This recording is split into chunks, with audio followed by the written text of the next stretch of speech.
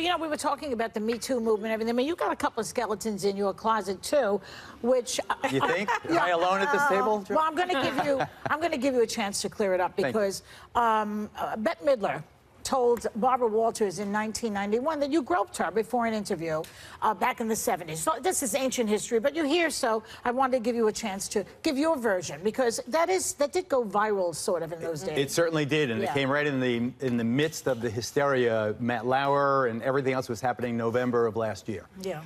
And again, I say it's not called hysteria, though. There was, I think when you see how that thing spread, if you believe all of those charges are true, and that nobody was evening old scores or getting back at bad bosses, then I think, Sonny, you're more naive than I know you really are. I think that it's a movement and not hysteria. There is a movement. I agree. But I'm sorry. Go ahead. No, go ahead. There is a movement, and an important hysterical moment has also happened. But let me go back to specifically me and Bette Midler. Bette did that interview in 1991, which is 19 years after we were together, 18 years after Bette and I were together in 1973.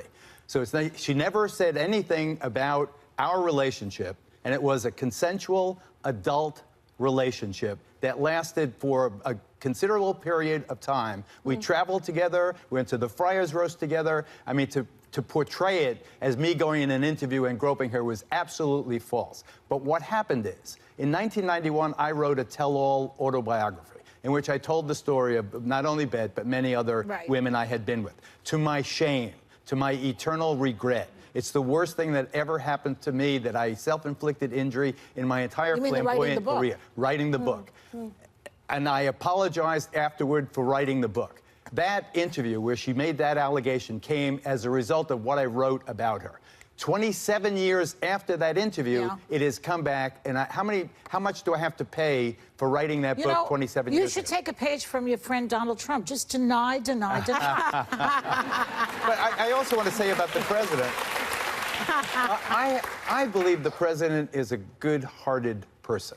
I don't believe the president is a racist. I don't believe the president wants the worst for the country. I think that he's a conservative, a lot. And Megyn, if you examine his policies, he's conservative now.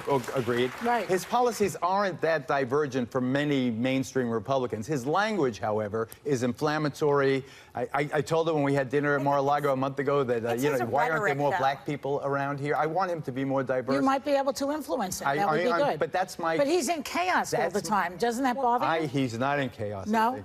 I don't think. But I have to push back on that, because he just ousted his 8th official. You paid a trip to the White House to visit Ivanka and Jared, and you posted this tweet saying they work in a nest of snitches, vipers, and rats, a.k.a. the West Wing. What made you say that? I believe it to be true, particularly under the Steve Bannon regime, where they would have intimate meetings, have strategy sessions, and the president next week is going to announce this and that.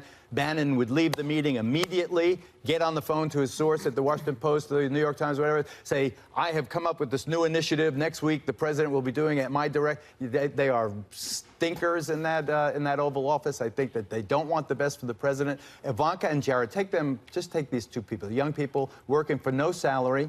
They're worth $1 billion. They're worth $1 billion. That breaks my heart. But my point is, they're not going to steal chump change. You know, they're accusing Jared of finagling this real estate deal. They're over their head, Geraldo. But can I ask you a question? 8 people.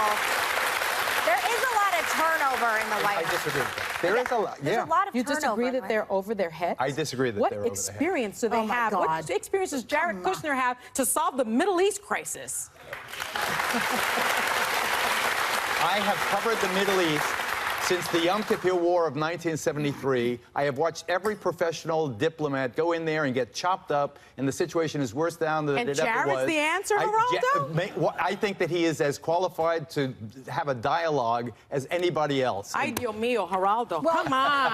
You know, okay, we have to go. Come on. We have to go. I just hope he doesn't have the dialogue in jail, because that could happen. I would pick a lot of other people before them. I'll back Sonny up on this one. I'd pick a lot of people before Jared to help fix what's going on in the Middle East. Exactly. Like a lot. But the president has to trust. What about trust, then? What about trust? If people are stabbing the president in the back, why not have your son-in-law? You know, at least Mostly he's gonna be dictators alive. have their relatives working for them constantly.